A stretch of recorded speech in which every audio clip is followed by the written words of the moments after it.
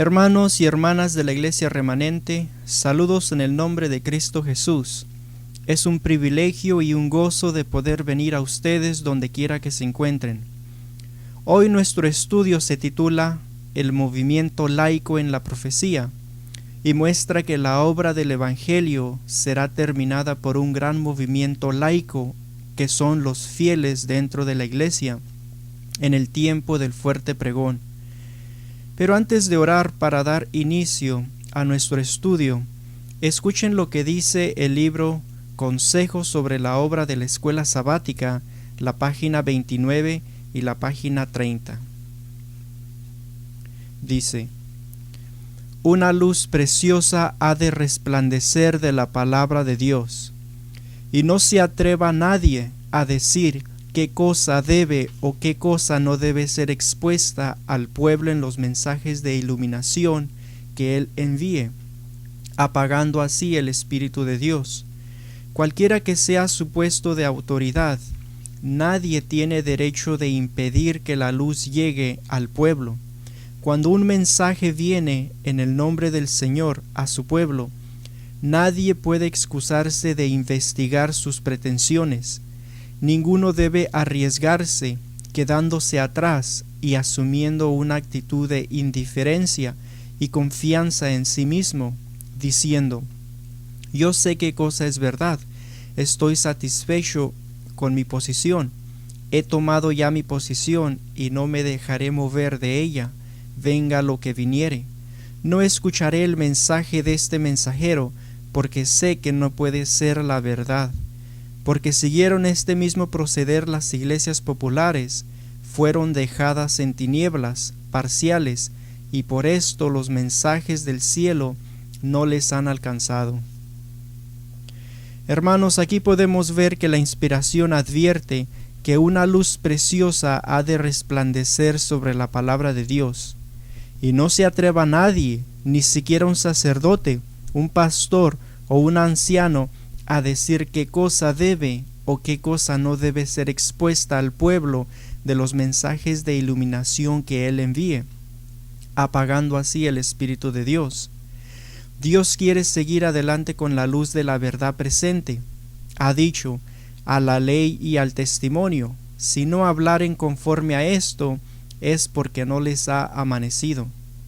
Ahora, meditando en estas palabras, pidamos la ayuda del Espíritu Santo.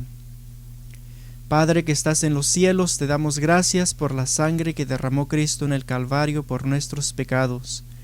Ahora te pedimos que nos bendigas al estudiar tu palabra. En el nombre de Cristo Jesús te lo suplicamos. Amén. Para iniciar nuestro estudio, leamos Oseas capítulo 1, del versículo del 1 al 11. Nuestro estudio estará basado en el capítulo 1 y el capítulo 2 de Oseas. Escuchen lo que dice, hermanos. Palabra de Jehová que vino a Oseas, hijo de Beeri, en días de Usías, Jotam, Acaz y Ezequías, rey de Judá, y en días de Jeroboam, hijo de Joás, rey de Israel. El principio de la palabra de Jehová por medio de Oseas. Dijo Jehová a Oseas: ve, tómate una mujer fornicaria e hijos de fornicación, porque la tierra fornica apartándose de Jehová. Fue pues y tomó a Gomer, hija de Diblaim, la cual concebió y le dio a luz un hijo. Y le dijo Jehová: ponle por nombre Jezreel, porque de aquí a poco yo castigaré a la casa de Jehú por causa de la sangre de Jezreel, y haré cesar el reino de la casa de Israel. Y en aquel día quebraré yo el arco de Israel en el valle de Jezreel. Concibió ella otra vez y dio a luz una hija. Y le dijo Dios: ponle por nombre Lo-ruama, porque no me compadeceré más de la casa de Israel, sino que los quitaré del todo. Mas de la casa de Judá tendré misericordia, y los salvaré por Jehová su Dios, y no los salvaré con arco, ni con espada, ni con batalla, ni con caballos, ni jinetes. Después de haber destetado a Lo-ruama, concibió y dio a luz un hijo. Y dijo Dios: ponle por nombre Lo-ammi, porque vosotros no sois mi pueblo, ni yo seré vuestro Dios. Con todos será el número de los hijos de Israel, como la arena del mar, que no se puede medir ni contar. Y en el lugar en donde les fue dicho: vosotros no sois pueblo mío, les será dicho: sois hijos del Dios viviente. Y se congregarán los hijos de Judá y de Israel, y nombrarán un solo jefe, y subirán de la tierra, porque el día de Jezreel será grande. Esta profecía de Oseas fue escrita alrededor del año 723 a.C., y vamos a ver que se cumplió 2 años después, cuando las 10 tribus fueron esparcidas. Esta profecía nos muestra la historia del Antiguo y Nuevo Testamento, ilustrada por una familia. Es decir, en la vida de una sola familia, Dios ilustra la historia de la iglesia hasta el reino y la segunda venida de Jesús. Hermanos, posiblemente pensarán que se trata de una historia literal, que Oseas realmente se casó con una mujer ramera, pero realmente esta profecía se trata de una alegoría o de una visión, podemos decir una parábola. Vamos a ver que esta familia de Oseas existe y vive en el Antiguo Testamento y también en el Nuevo Testamento, un periodo de más de 3000 años, puesto que el hombre que vivió más tiempo en el mundo fue Matusalén y no alcanzó 1000 años. Entonces, lógicamente, esta familia es simbólica. De acuerdo a esta profecía, Dios escogió a una mujer ramera para mostrar que la iglesia de ese tiempo había apostatado. Por lo tanto, toda la historia de esta profecía es para ilustrar el trato de Dios con su pueblo. La mujer es ramera porque la iglesia fornicaba con el mundo, por así decirlo. Dios nunca exigiría a sus profetas casarse con rameras.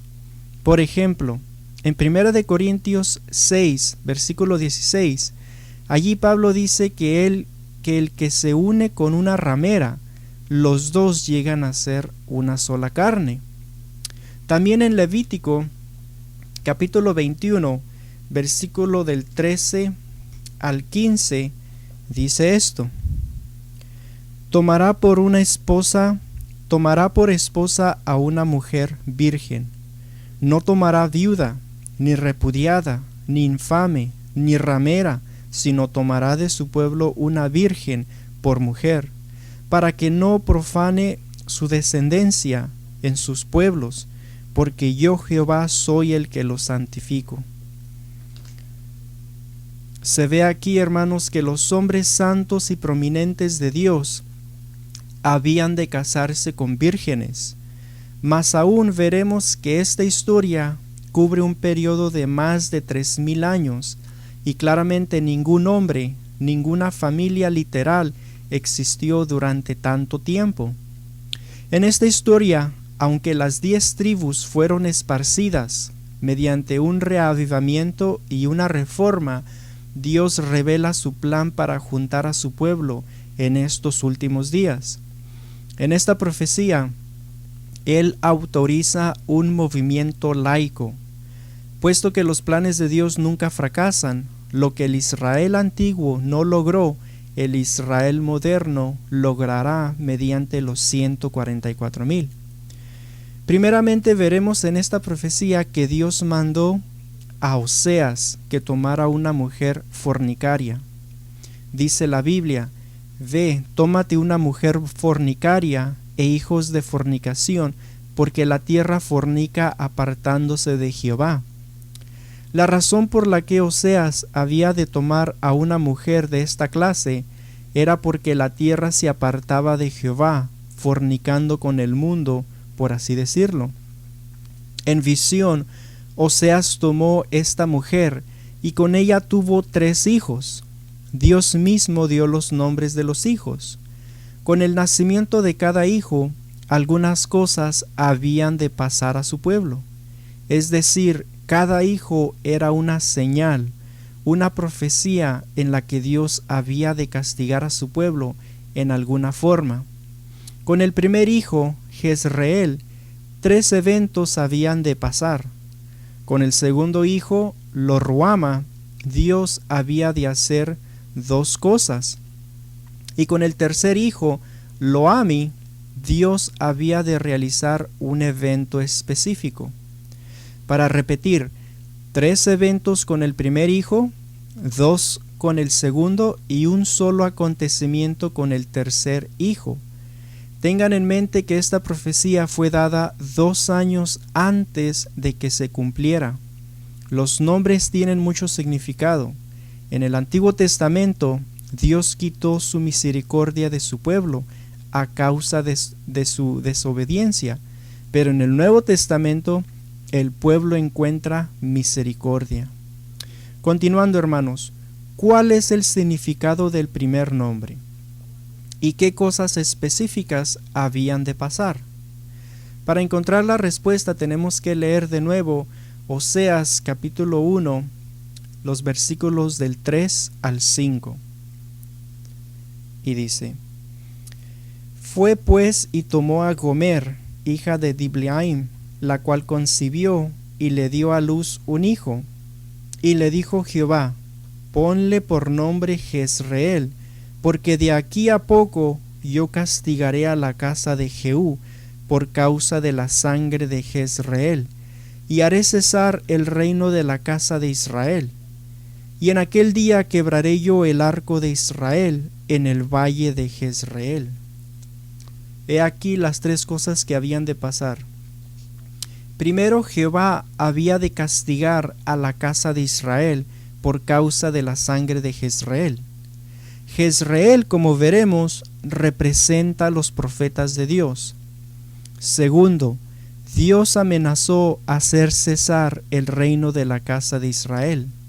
Y tercero, quebrar el arco de Israel en el valle de Jezreel. ¿Y en qué lugar de la Biblia podemos verificar que estas cosas sucedieron así? Y otra pregunta: ¿cómo es que Jezreel apenas nació y Jehová está amenazando castigar al pueblo por su sangre? La razón fue porque la sangre de Jezreel fue derramada. Pero, ¿cómo? Estas son algunas de las preguntas que contestaremos en este estudio. Vamos a ver en esta profecía que Jezreel tiene que ver con los profetas de Dios, y que Israel estaba matando a los profetas de Dios, y por este abuso de sus profetas, Dios iba a castigar a Israel.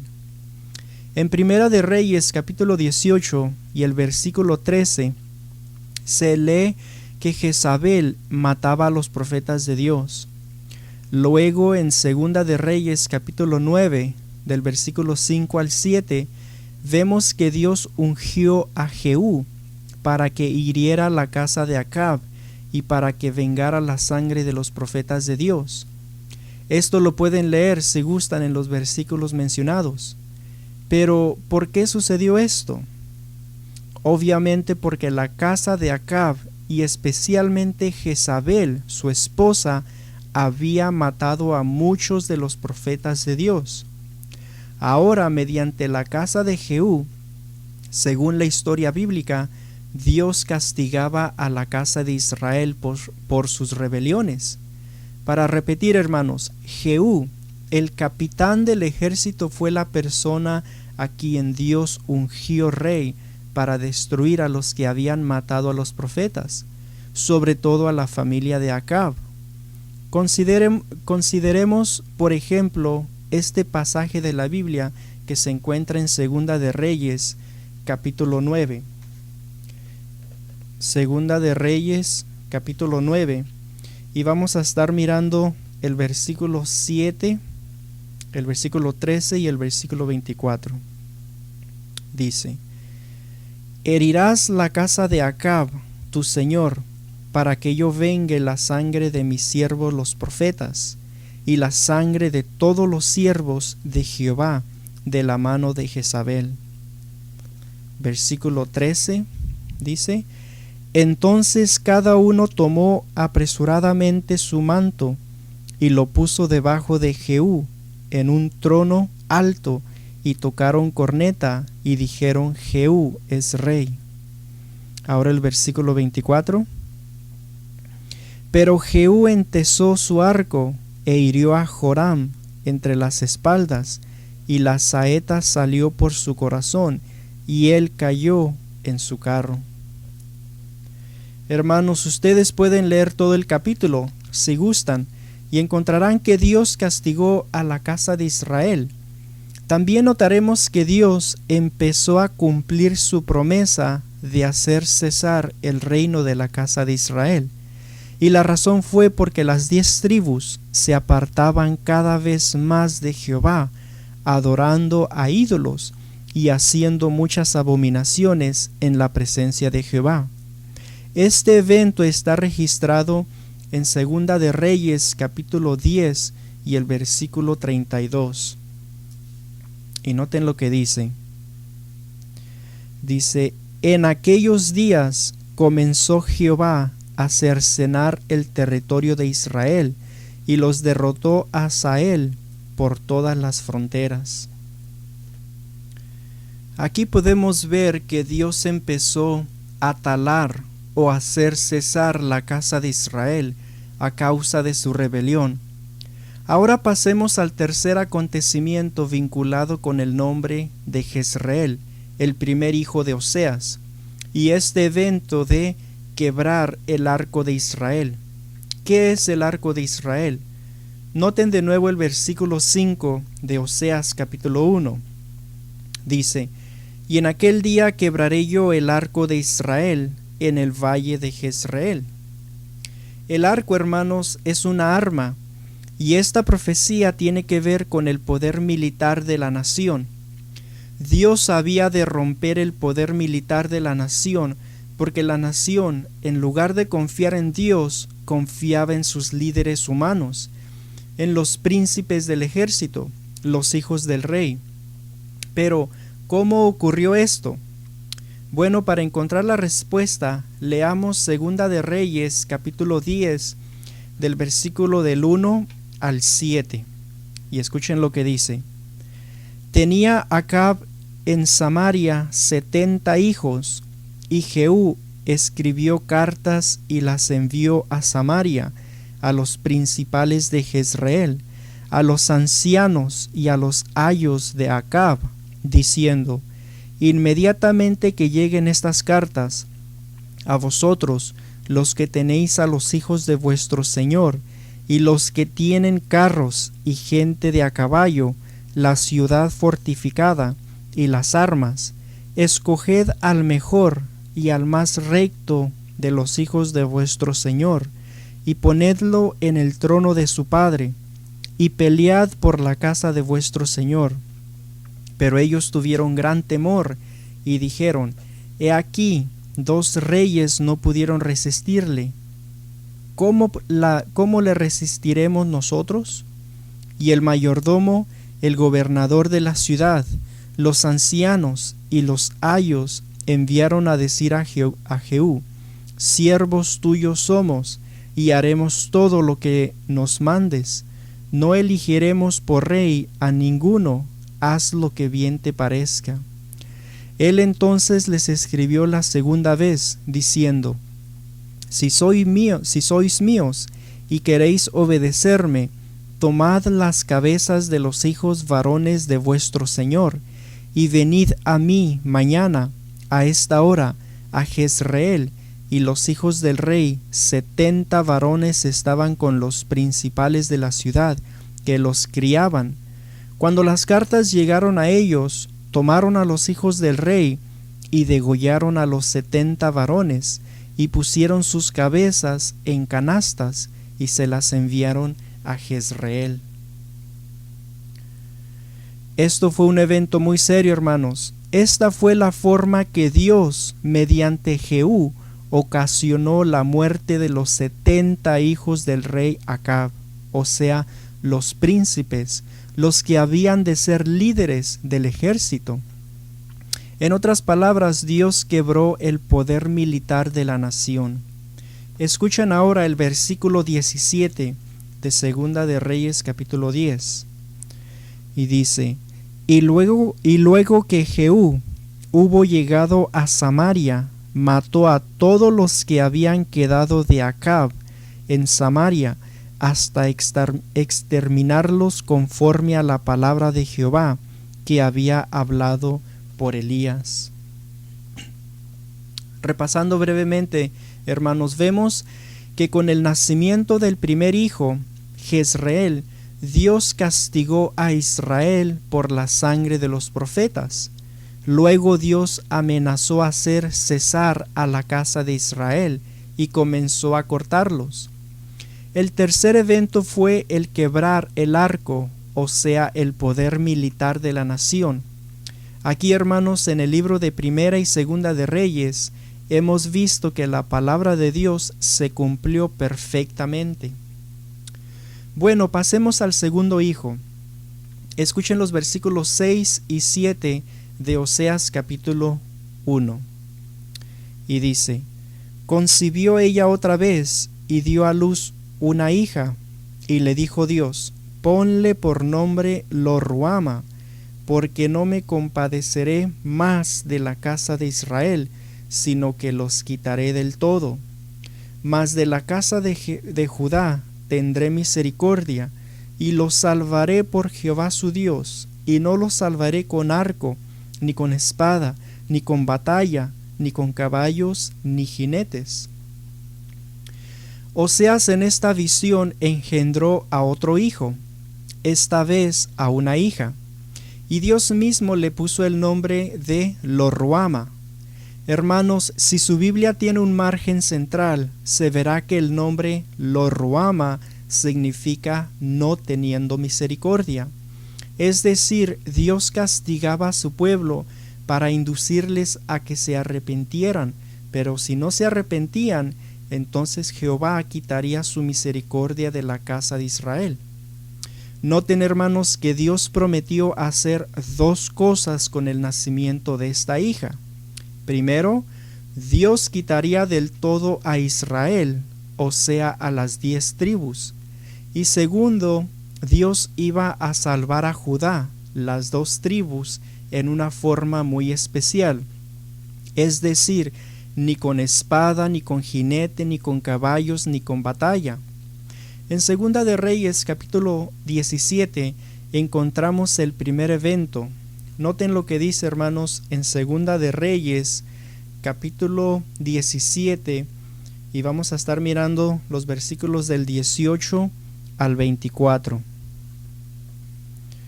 Y dice: Jehová por lo tanto se airó en gran manera contra Israel, y los quitó de delante de su rostro, y no quedó sino solo la tribu de Judá.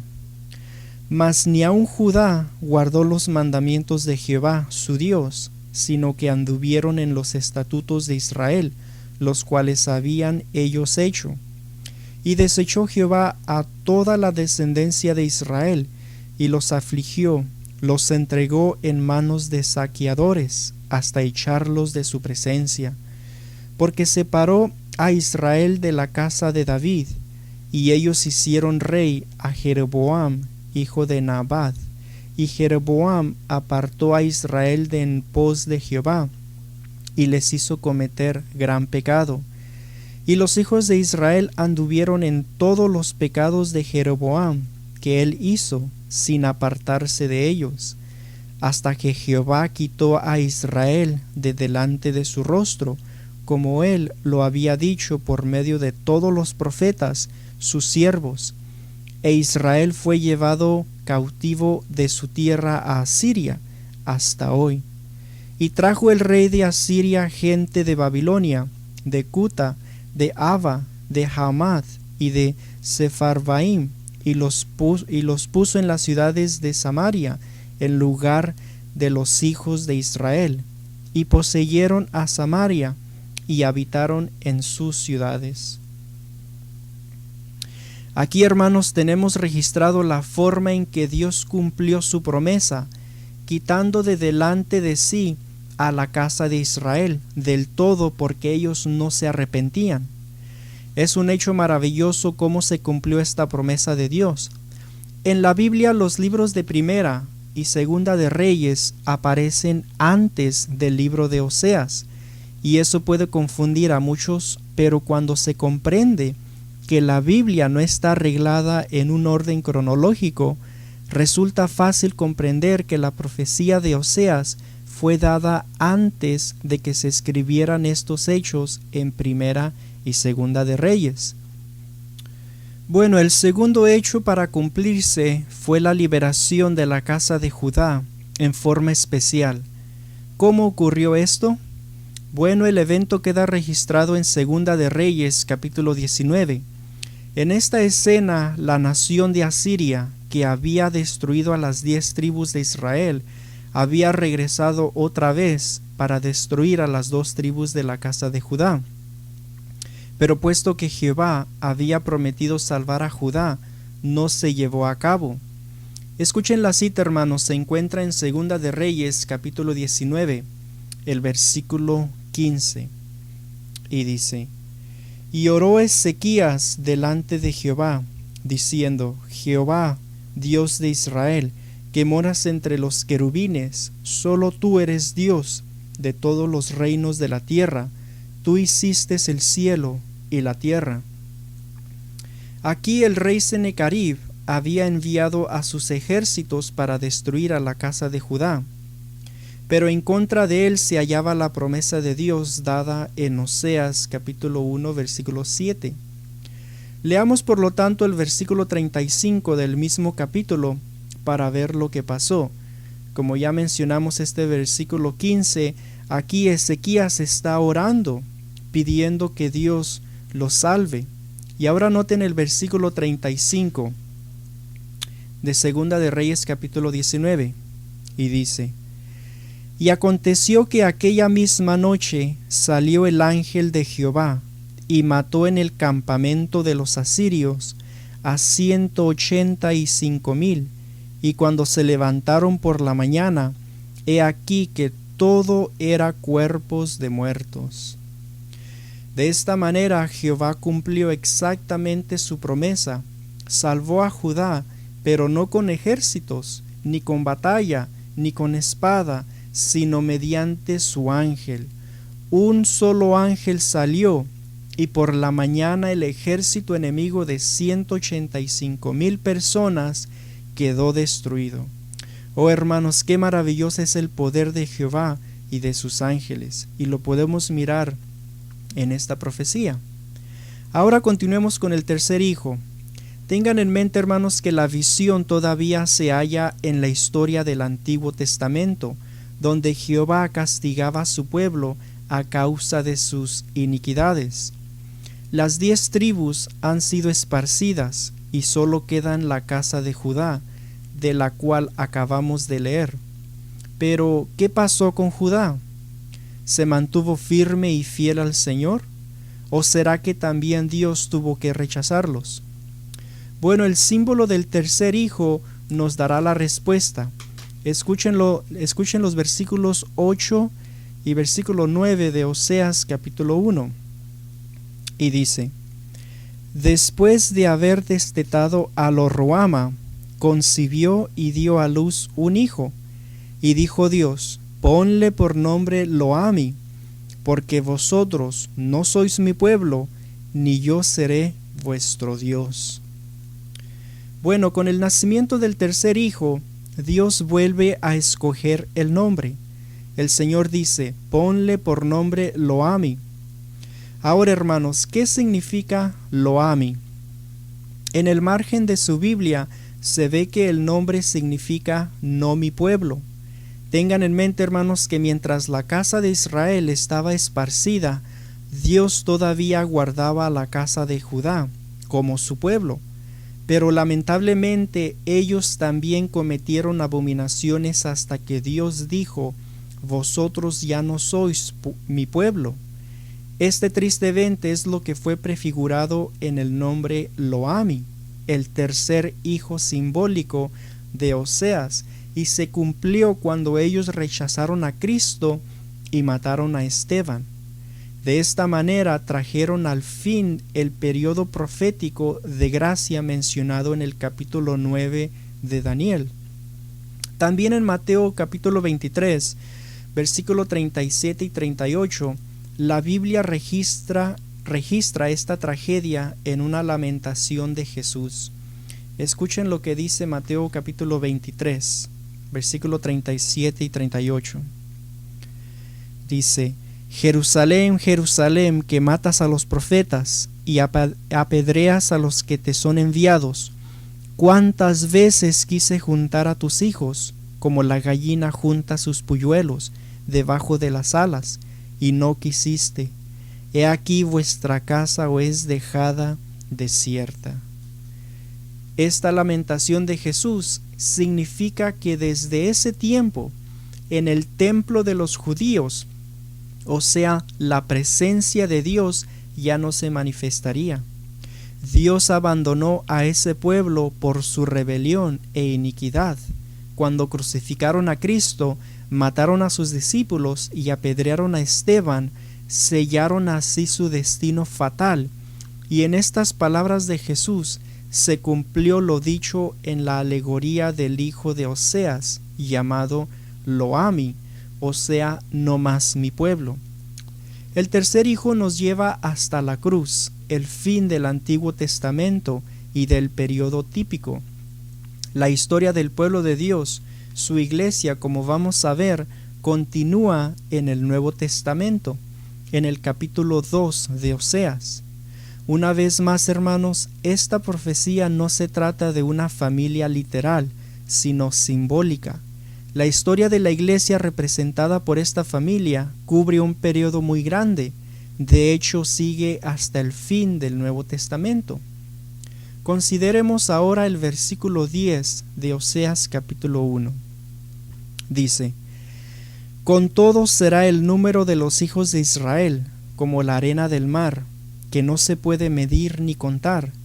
Y en el lugar en donde les fue dicho: Vosotros no sois pueblo mío, les será dicho: sois hijos del Dios viviente.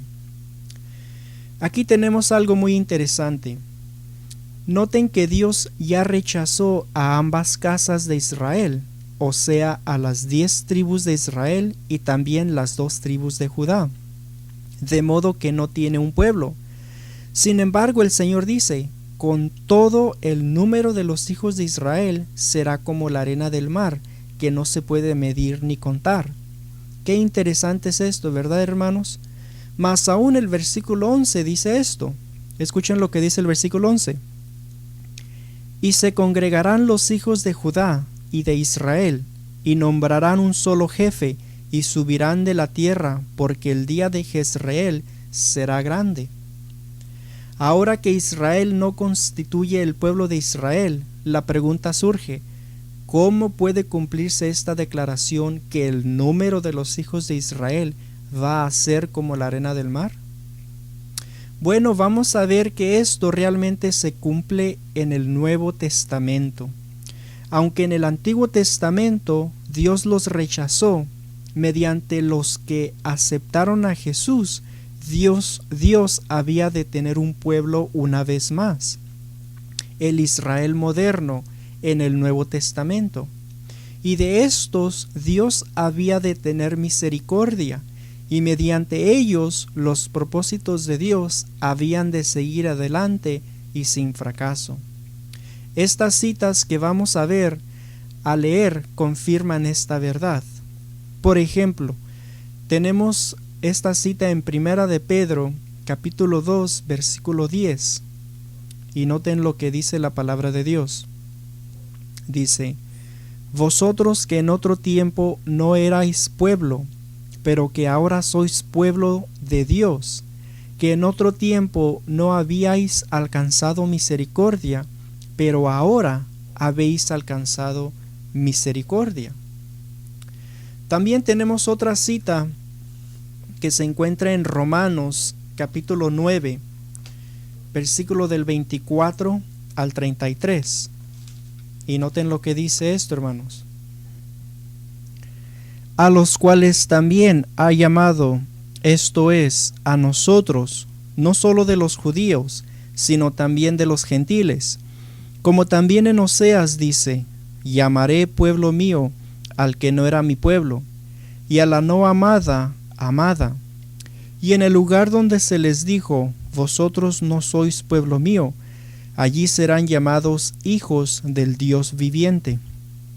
También Isaías clama tocante a Israel, si fuera el número de los hijos de Israel como la arena del mar, tan solo el remanente será salvo, porque el Señor ejecutará su sentencia sobre la tierra, en justicia y con prontitud.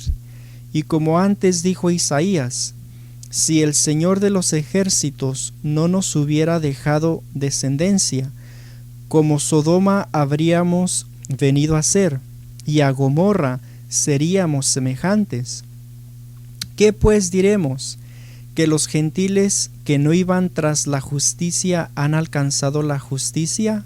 Es decir, la justicia que es por fe. Mas Israel, que iba tras una ley de justicia, no la alcanzó. ¿Por qué? Porque iban tras ella no por fe, sino como por obras de la ley, pues tropezaron en la piedra de tropiezo. Como está escrito, he aquí pongo en Sión piedra de tropiezo y roca de caída, y el que creyere en él no será avergonzado. Verdaderamente, hermanos, estas escrituras confirman que Dios había de tener un pueblo, el Israel moderno, a pesar de haber rechazado a su pueblo en la antigüedad. El punto, hermanos, es que Dios nunca ha quedado sin representantes fieles. En todas las edades, aun cuando la mayoría rechaza sus mandamientos y su palabra, Dios conserva para sí a un pueblo de hijos obedientes. Pasemos ahora al capítulo 2 de Oseas. Leamos los primeros 6 versículos.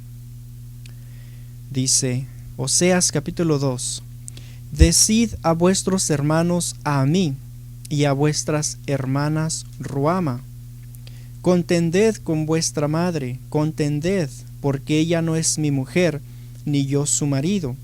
Aparte pues sus fornicaciones de su rostro, y sus adulterios de entre sus pechos. No sea que yo la despoje y desnude, y la ponga como el día en que nació, la haga como un desierto, la deje como tierra seca, y la mate de sed. Ni tendré misericordia de sus hijos, porque son hijos de prostitución, porque su madre se prostituyó, la que los dio a luz.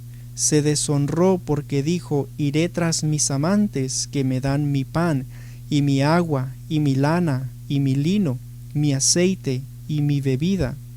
Por tanto, he aquí, yo rodearé de espinos su camino, y la cercaré con seto, y no hallará sus caminos. Hermanos, consideremos algo muy importante en los versículos 1 y 2.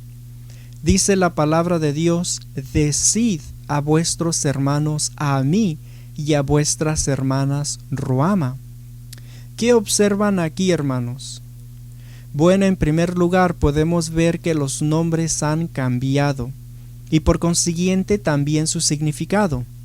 El prefijo lo, que significa un negativo, ha sido quitado. Por ejemplo, lo Ruama significa no más misericordia, cuando tiene el prefijo lo. Pero ahora lo Ruama se cambia por solamente Ruama, significando ahora teniendo misericordia. De igual manera, el nombre del otro hijo, Loami, que significa no más mi pueblo, se ha cambiado por Ami, significando mi pueblo. Con el prefijo lo quitado de ambos nombres, de Ami y de Ruama, esto quiere decir que ahora Dios tiene un pueblo y que tiene misericordia de él. El cambio de nombre significa, además, un cambio de dispensación. Representa el comienzo de una nueva época, el Nuevo Testamento. El nombre de Jezreel no cambia, y la razón es que el nombre de Jezreel tiene que ver con los profetas o los mensajeros inspirados, y el papel de los profetas es el mismo en el Antiguo y en el Nuevo Testamento. Pero notemos otra cosa aquí, hermanos. No solo los nombres son cambiados, sino que si examinamos de cerca el versículo 1, veremos que ahora los nombres están en plural. Recuerden, hermanos, que Jezreel tiene un solo hermano y una sola hermana. Su padre Oseas tiene 3 hijos en esta alegoría. El primer hijo, Jezreel, el segundo, Lo-ruama, y el tercer, Lo-ami. Por lo tanto, hay un punto muy interesante aquí. Leamos de nuevo el versículo 1 de Oseas capítulo 2. Dice: Decid a vuestros hermanos a mí y a vuestras hermanas Ruama. ¿Observaron esto, hermanos? Estos nombres están en plural, significando que ahora se trata de un grupo. Sí, un grupo de hermanos y hermanas. Es un movimiento laico, hermanos de Jezreel, pues tengan presente que Jezreel no es el padre de ellos, sino su hermano. Observen también la carga o el mandato que Dios les confía a estos hijos o hermanos laicos. Contended con vuestra madre, contended, porque ella no es mi mujer, ni yo su marido. Aparte pues sus fornicaciones de su rostro y sus adulterios de entre sus pechos. Ellos tienen que reprender y amonestar a mamá para que cambie su conducta inicua. Observen que el mensaje es dado a Jezreel, luego él tiene que hablar a sus hermanos, que se han convertido en un grupo de hombres y mujeres laicos, y luego todos los hijos deben corregir a mamá. Para probar que el mensaje es dado a Jezreel, solo hay que leer con cuidado el versículo 1. En inglés resulta aún más claro que Dios está hablando a Jezreel. Resulta también muy irónico y triste que este grupo de hermanos y hermanas ahora tengan que contender con su mamá. Esto significa corregir y amonestarla. Oseas representa aquí a Dios y la madre o la esposa representa a la iglesia, especialmente el ministerio. Esto se comprende fácilmente cuando se recuerda que la mamá es quien da a luz a los bebés en la familia. Por consiguiente, la mamá aquí tiene que significar esa parte de la iglesia que trae y bautiza a los nuevos conversos, el ministerio. Los ministros bautizan a los nuevos conversos. El gran problema, no obstante, es que la madre se ha corrompido, se ha vuelto infiel a Dios. La madre está adulterando con el Señor mundo, por así decirlo, y por eso papá, o sea Dios, está enojado con mamá, la iglesia, el ministerio. Más triste aún, papá no puede hablar directamente a mamá a causa de sus pecados. Por consiguiente, papá está hablando a los niños, es decir, a los hermanos de Jezreel. Y todo esto se trata de un movimiento laico en la iglesia para amonestar y corregir a mamá, al ministerio. Esto es algo tan tremendo e importante. Por regla general, ¿no son los padres quienes corrigen a los hijos? Pero aquí es al revés. Estamos propensos a pensar que si Dios quiere enviar un mensaje a su iglesia, tiene que enviarlo mediante el ministerio, o sea, mamá. Sin embargo, la realidad es que con Dios no hay acepción de personas, tal como el Espíritu de Profecía lo declara en Testimonios para los Ministros, la página 69 y la página 70. Escuchen lo que dice esta cita, hermanos.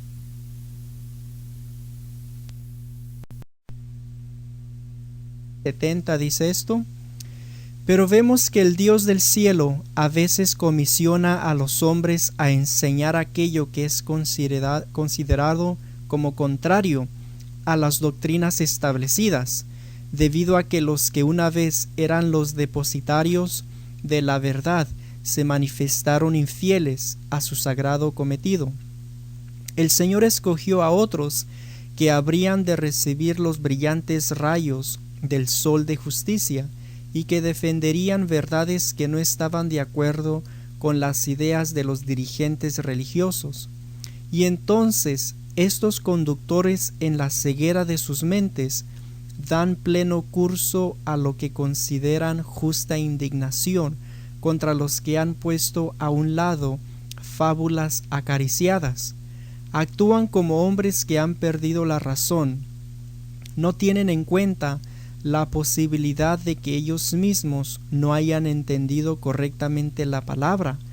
No quieren abrir sus ojos para discernir el hecho de que han interpretado y aplicado erróneamente las Escrituras y han edificado falsas teorías a las que denominan doctrinas fundamentales de la fe. Pero el Espíritu Santo de cuando en cuando revelará la verdad por medio de sus propios agentes escogidos, y ningún hombre, ni siquiera un sacerdote o gobernante, tiene el derecho de decir: vosotros no daréis publicidad a vuestras opiniones, porque yo no creo en ellas. Ese pasmoso yo puede intentar derribar la enseñanza del Espíritu Santo. Los hombres pueden por un tiempo intentar aplastarla y matarla, pero esto no convertirá el error en verdad o la verdad en error. Las mentes inventivas de los hombres han adelantado opiniones especulativas acerca de diferentes temas, y cuando el Espíritu Santo permite que la luz brille en las mentes humanas, no respeta cada detalle de la forma en que el hombre aplica la palabra. Dios impresionó a sus siervos a hablar la verdad al margen de lo que los hombres habían dado por sentado como verdad. Por lo tanto, hermanos, de acuerdo a la inspiración, el Espíritu Santo de cuando en cuando revelará la verdad por medio de sus propios agentes escogidos. Dios tiene el derecho de pasar por alto a los grandes líderes y escoger a instrumentos humildes, y todos deberían prestar atención a la voz de Dios por medio de sus siervos humildes. Bueno, continuemos con el estudio. En el versículo 3 notamos que la razón por la cual Jehová está enojado con el ministerio, con mamá, es a causa de sus adulterios espirituales, porque la iglesia está fornicando con el señor mundo, por así decirlo, en lugar de ser fiel a su esposo Cristo. Dios, por lo tanto, dice: no sea que yo la despoje y desnude y la ponga como el día en que nació, la haga como desierto, la deje como tierra seca y la mate de sed. Oremos, hermanos, para que Dios tenga misericordia de nosotros y de su pueblo. Para repetir, el profeta Oseas aquí representa al Señor y su mujer representa a la iglesia, y ya hemos visto que todo esto toma lugar en una visión. Escuchen ahora el versículo 4 de Oseas capítulo 2. Dice: no tendré misericordia de sus hijos, porque son hijos de prostitución. Este lenguaje es muy fuerte, hermanos. ¿Pero qué significa esto? Bueno, Dios declara enfáticamente aquí que no tendrá misericordia de los hijos de la iglesia. El problema es que mamá está trayendo a muchas personas a la iglesia hoy día, pero estas personas no están convertidas. Por lo tanto, Dios está diciendo que no tendrá misericordia de ellos, repitiendo: aunque muchos son bautizados en la iglesia, Dios no acepta a la mayoría de ellos porque no están convertidos. Escuchen una referencia importante que tiene que ver con esto. Se encuentra en Ezequiel capítulo 44 y el versículo 6 y 7. Escuchen lo que dice: y dirás a los rebeldes, a la casa de Israel: así ha dicho Jehová el Señor, basta ya de todas vuestras abominaciones, oh casa de Israel, de traer extranjeros incircuncisos de corazón e incircuncisos de carne, para estar en mi santuario y para contaminar mi casa, de ofrecer mi pan, la grosura y la sangre, y de invalidar mi pacto con todas vuestras abominaciones. Sí, hermanos, tenemos que aprender la lección que Jesús le dio a Nicodemo, registrada en San Juan capítulo 3, que dice que tenemos que nacer de nuevo. Obviamente este principio no puede cambiar. Las personas nuevas que son bautizadas en la iglesia y no están convertidas, cuando Dios purifica la iglesia, no va a tener misericordia de ellos, y lamentablemente serán destruidas como cizaña. ¿Qué palabras tan enfáticas tenemos aquí, hermanos, de parte de Dios, cuando Él dice: y no tendré misericordia de sus hijos, porque son hijos de prostitución? Qué serio es esto, hermanos. Escuchen otras referencias del espíritu de profecía que nos dan más luz sobre esta triste situación. En el libro de Review and Herald de mayo 21 del año 1901 tenemos esta declaración. Dice: se hace obra muy rápida añadiendo nombres al registro de la iglesia. Serios defectos se ven en los caracteres de algunos que se han unido a la iglesia. Aquellos que los admiten dicen: primero los admitimos en la iglesia y después los reformamos, pero esto es un error. La primera obra para hacerse es la obra de reforma. No permitáis que se unan con el pueblo de Dios y en comunión con la iglesia hasta que den evidencias de que el Espíritu de Dios obra en sus corazones. Muchos de aquellos cuyos nombres están registrados en los libros de la iglesia no son cristianos. También en el libro Consejos sobre el régimen alimenticio, la página 547, tenemos esta declaración de inspiración. Dice: el Señor no obra para traer a muchas almas a la verdad, debido a los miembros de iglesia que nunca han estado convertidos, y aquellos que una vez se convirtieron, pero que han apostatado. ¿Qué influencia tienen sobre los nuevos conversos estos miembros no consagrados? ¿No anularían el efecto del mensaje dado por Dios que su pueblo ha de presentar? El gran problema es que mientras que Dios se preocupa por una alta calidad de piedad y justicia, muchos pastores y líderes se preocupan por la cantidad. Pero piensen en esto, hermanos. Según esta cita, Dios no trae a muchas personas a la iglesia en este tiempo, pero muchos vienen. Entonces la pregunta es: ¿quién los está trayendo? ¿Dios o el enemigo? ¿Y qué clase de personas Satanás traerá?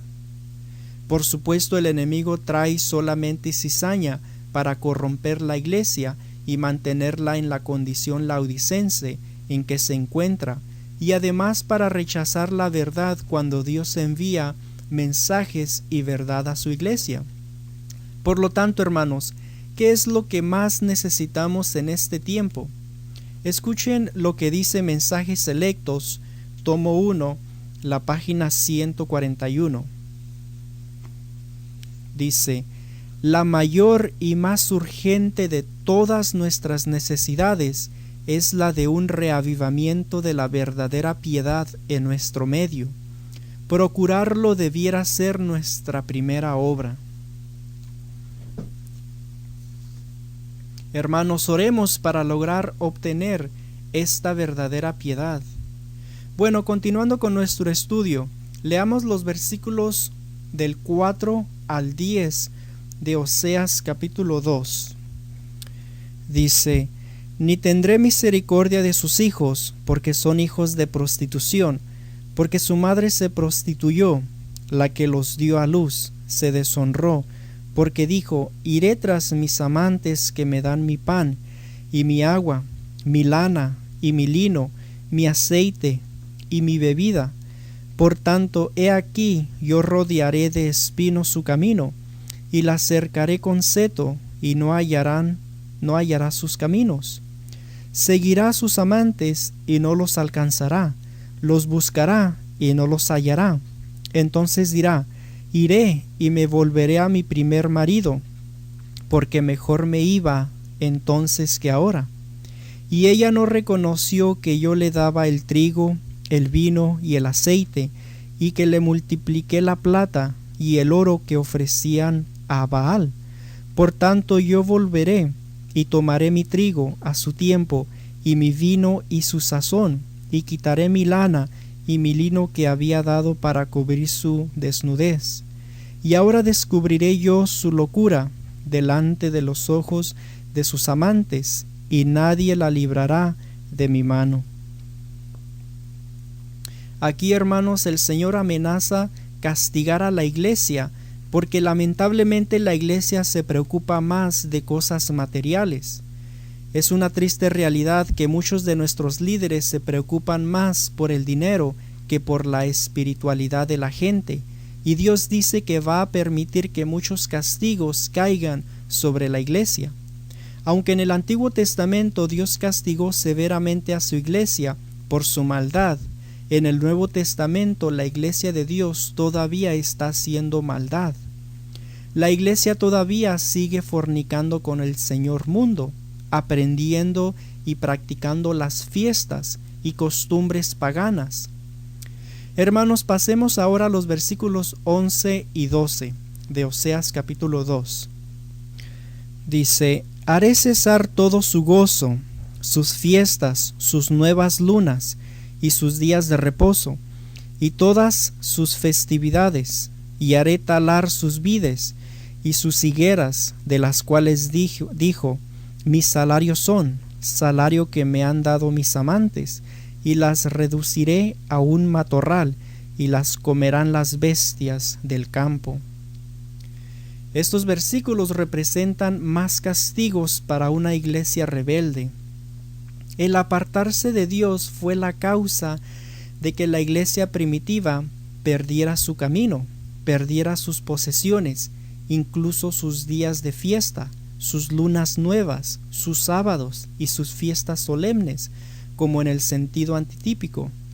Esto es exactamente lo que pasó cuando la Edad Oscura comenzó. Los paganos en cuyas garras cayó la iglesia no fueron más culpables de que la iglesia entrara en la obscuridad espiritual que lo que fueran los caldeos cuando destruyeron a Judá y el templo. La verdadera culpa cayó sobre la iglesia, y esto debiera ser una lección objetiva para nosotros hoy en día. Hermanos, no debemos tener ninguna conexión prohibida con el mundo, ni apartarnos del Señor. Aquí estos versículos se cumplieron en la experiencia de la iglesia en la Edad Oscura. Dios castigaba a su iglesia por su falta de fidelidad. Tengamos en mente, hermanos, que esta profecía nos lleva hasta la iglesia de Dios del fin del tiempo. Sí, hasta la iglesia de Laodicea. Escuchan ahora los versículos 13 y 14 de Oseas capítulo 2. Dice: y la castigaré por los días en que incensaba a los Baales, y se adornaba de sus zarcillos y de sus joyeles, y se iba tras sus amantes, y se olvidaba de mí, dice Jehová. Pero he aquí que yo la atraeré, y la llevaré al desierto, y hablaré a su corazón. Esta predicción fue hecha 1000 años antes de que la iglesia perdiera sus viñas, y antes que huyese al desierto. Según Apocalipsis 12, versículo 6, donde Dios había preparado lugar para alimentarla por 1260 días. Mientras que ella estaba fuera de su tierra, Dios le había de hablar a su corazón. Ella, como el hijo pródigo, había de pasar por una amarga experiencia. Observen, hermanos, que el Señor visita a la iglesia no cuando está en buena condición espiritual con Él, sino cuando ella está en grande obscuridad. La razón es que sólo así puede ella discernir la luz. En realidad sabemos que su condición no puede mejorar a menos que Dios la visite Así fue también en el tiempo de Juan el Bautista, también cuando vino la Reforma Protestante, y así es hoy. Dios sabe cuándo y cómo salvar. La salvación es su principal interés. Pasemos ahora al versículo 15. Tiene algo grande y terrible. De hecho, es la culminación de este estudio. Escuchen lo que dice, hermanos. Y le daré sus viñas desde allí, y el valle de Acor por puerta de esperanza, y allí cantará como en los tiempos de su juventud, y como en el día de su subida de la tierra de Egipto. Dios ha de pasar a la iglesia por muchas experiencias amargas para castigarla como al hijo pródigo. Después le dará la experiencia del valle de Acor por puerta de esperanza. Ahora, ¿qué significa el valle de Acor? Bueno, cualquiera que sea el valle de Acor aquí, es la única esperanza para la iglesia. Después de la experiencia del valle de Acor, la iglesia será como en el día en que subió de Egipto. En otras palabras, será completamente pura. También algo que es muy importante, hermanos, de esta cita que hemos leído en cuanto al día de su subida de la tierra de Egipto, históricamente nos lleva hasta el tiempo de Moisés, cuando subió de Egipto. Fíjense, hermanos, cuánto tiempo abarca esta historia, desde el día cuando subió de Egipto. Sin duda, entonces, esta historia y esta familia se observa en lo pasado desde el tiempo de Moisés. Es por lo tanto otra prueba irrefutable de que no se trata de una historia literal. Para continuar, tenemos que contestar estas preguntas. ¿Qué significa el valle de Acor? ¿Y qué significa puerta de esperanza? Para comprender lo que quiere decir la expresión el valle de Acor, tenemos que ir al libro de Josué. En Josué capítulo 7, los versículos del 24 al 26. En esta cita aprenderemos de algo muy importante que ocurrió en el valle de Acor. Y esta experiencia del valle de Acor constituye un símbolo o tipo de lo que va a pasar en la iglesia. De hecho, fue en el valle de Acor donde Acán fue apedreado con toda su familia. Cuando las murallas de Jericó habían sido derribadas, Dios había mandado que nadie tomara de las posesiones. A pesar del mandato divino, Acán violó los mandamientos de Dios, robando oro, dinero, ropa costosa, y como resultado, cuando el ejército de Israel salió para atacar a la ciudad, de ahí fracasó. Por lo tanto, Dios dijo que ya no iba a estar con su pueblo hasta que quitaran al pecador. Iniciaron una diligente investigación y descubrieron que el culpable era Acán. Escuchen la cita, hermanos. Se encuentra de nuevo en Josué capítulo 7, versículo del 24 al 26.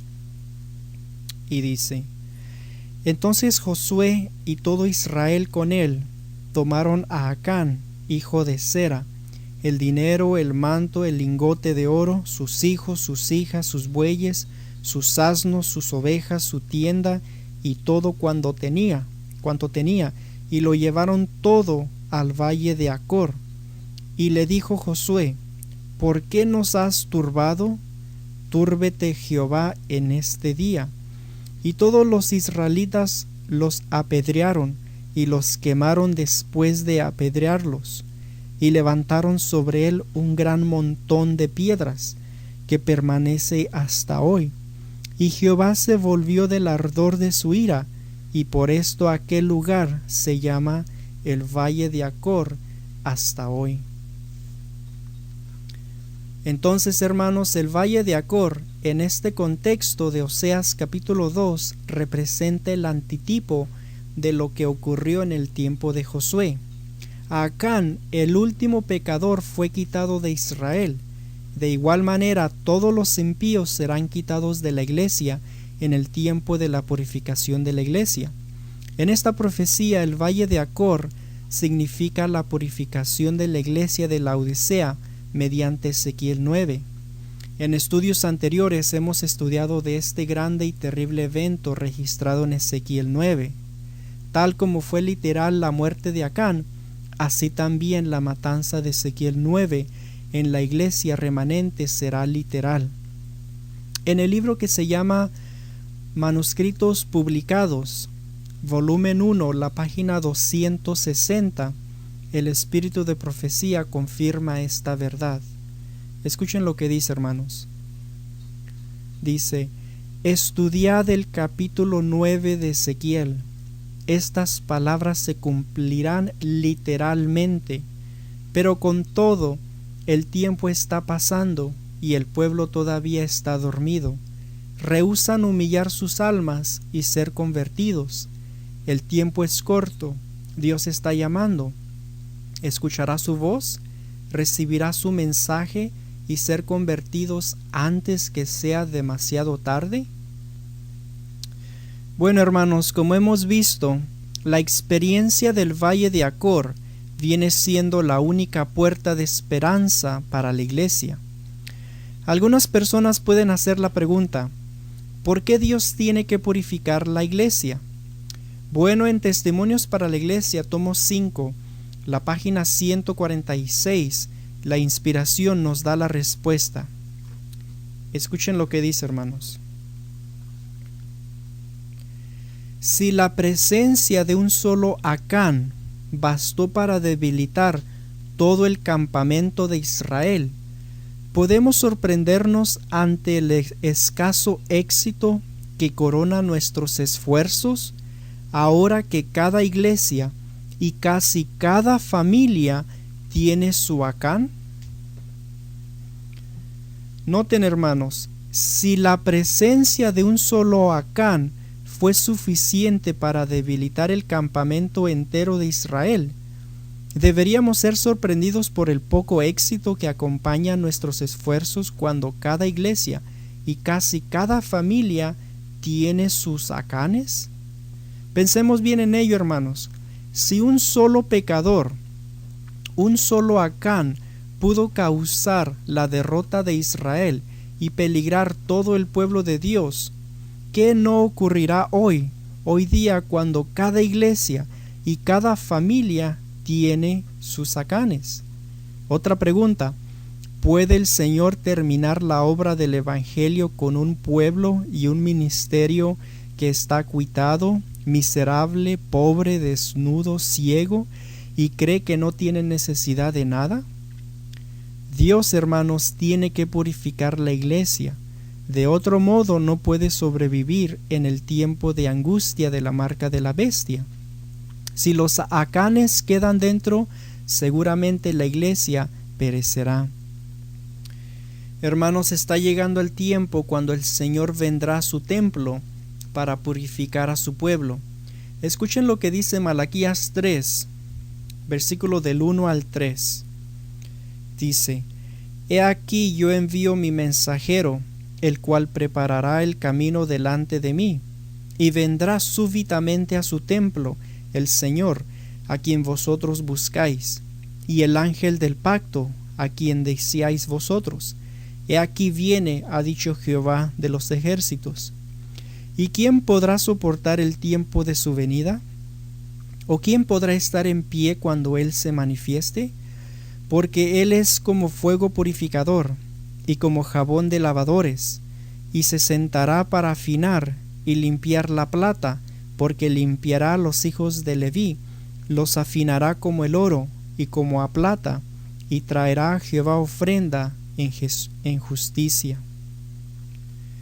También tenemos otra cita importante que se encuentra en Testimonios para la Iglesia, tomo 5, la página 75 y la página 76. Escuchen lo que dice: Si todo lo que tiene apariencia de ser vida divina lo fuera en realidad, si todos los que profesan estar presentando la verdad al mundo estuvieran predicando en favor de ella y no en contra, y si fueran hombres de Dios guiados por su Espíritu, entonces sí que se podría decir que se ve algo animador en medio de la reinante oscuridad moral. El espíritu del anticristo prevalece en grado mayor que nunca antes. Bien podemos clamar: salva, oh Jehová, porque se acabaron los piadosos, porque han desaparecido los fieles de entre los hijos de los hombres. Me consta que hay muchos que piensan demasiado favorablemente del tiempo presente. Estas almas amadoras de la comodidad se hundirán en la ruina general. De todas maneras, no perdemos la esperanza. Estamos propensos a pensar que donde no hay fieles ministros no puede haber verdaderos cristianos, pero ese no es el caso. Dios ha prometido que donde los pastores no son fieles, Él mismo se hará cargo del rebaño. Dios nunca hizo que el rebaño dependiera totalmente del instrumento humano. Pero los días de la purificación de la iglesia se aproximan velozmente. Dios se propone tener un pueblo puro y leal. En el gran zarandeo que pronto se llevará a cabo, podremos medir más exactamente la fuerza de Israel. Las señales indican que el tiempo está cerca, cuando el Señor revelará que tiene un aventador en su mano y limpiará con esmero su era. Bueno, hermanos, estas citas son muy claras y nos instan a prepararnos para la venida de nuestro Señor. Bueno, para continuar, leamos el versículo 16 de Oseas capítulo 2. Oseas capítulo 2, versículo 16 dice esto: En aquel tiempo, dice Jehová, me llamarás Ishi, y nunca más me llamarás Baalí. Este versículo muestra que después de la purificación de la iglesia, volverá a ser la esposa de Cristo. O sea, la iglesia volverá a ser la esposa de Cristo. El nombre Ishi significa marido y Baalí significa señor. Puesto que un esposo es mucho más íntimo que un señor, ello significa que después de la purificación, la iglesia va a gozar de una relación mucho más íntima con el Señor Jesucristo. El versículo 17 dice: Porque quitaré de su boca los nombres de los Baales, y nunca más se mencionarán sus nombres. Todos los ídolos serán sacados de la iglesia. Hoy día hay muchos líderes que son ídolos para la gente, y la gente también tiene sus propios ídolos. Sin embargo, todos los ídolos y dioses falsos serán quitados de la iglesia en la experiencia del valle de Acor, cuando la iglesia sea purificada. Ahora escuchen el versículo 18. Dice: En aquel tiempo haré para ti pacto con las bestias del campo, con las aves del cielo y con las serpientes de la tierra, y quitaré de la tierra arco y espada y guerra, y te haré dormir segura.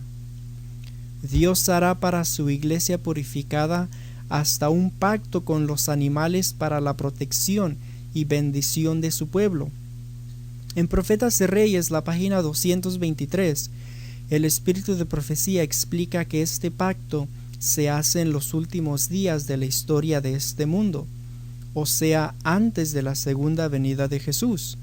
Lo pueden leer en su tiempo, es una cita muy importante. Bueno, continuando con el versículo 19 y versículo 20 de Oseas capítulo 2, dice: Y te desposaré conmigo para siempre, te desposaré conmigo en justicia, juicio, benignidad y misericordia. Y te desposaré conmigo en fidelidad, y conocerás a Jehová. La iglesia gozará de maravillosa prosperidad después de la purificación en el valle de Acor. Luego se cumplirá la profecía citada en Profetas y Reyes, la página 535, describiendo la condición de la iglesia purificada que terminará la obra en el fuerte pregón. Escuchen esta referencia, hermanos. Se encuentra en Profetas y Reyes, la página 535, y dice: Revestida de la armadura de la justicia de Cristo, la Iglesia entrará en su conflicto final, hermosa como la luna, esclarecida como el sol, imponente como ejércitos en orden, ha de salir a todo el mundo vencedora y para vencer. Verdaderamente, hermanos, Dios tendrá un pueblo fuerte y fiel. Es mi oración que todos podamos llegar a ser parte de ese pueblo de Dios. Bueno, continuando con los últimos versículos, versículo 21 hasta el 23, dice: En aquel tiempo responderé, dice Jehová, yo responderé a los cielos, y ellos responderán a la tierra, y la tierra responderá al trigo, al vino y al aceite, y ellos responderán a Jezreel, y la sembrará para mí en la tierra, y tendré misericordia de Lo-ruhama, y diré a Lo-ami, tú eres pueblo mío, y él dirá, Dios mío. Oír el trigo, el vino y el aceite es oírlos hablar. Y puesto que el trigo y el vino y el aceite literales no pueden hablar, ellos deben simbolizar comida y bebida espiritual, simbólicos del poderoso mensaje del día grande y terrible del Señor. Y por el hecho de que el pueblo de la tierra oirá a Jezreel, el portavoz de Dios, es claro que el llamado salid de ella, pueblo mío, para que no seáis partícipes de sus pecados y no recibáis de sus plagas, Apocalipsis 18:4, consumará su obra asignada. Los que salgan irán al lugar de seguridad antes mencionado, y los que no escuchen a Jezreel perecerán como lo hicieron los judíos que rechazaron a los profetas en sus días. Bueno, hermanos, para concluir con el tema, repasemos brevemente lo que hemos estudiado.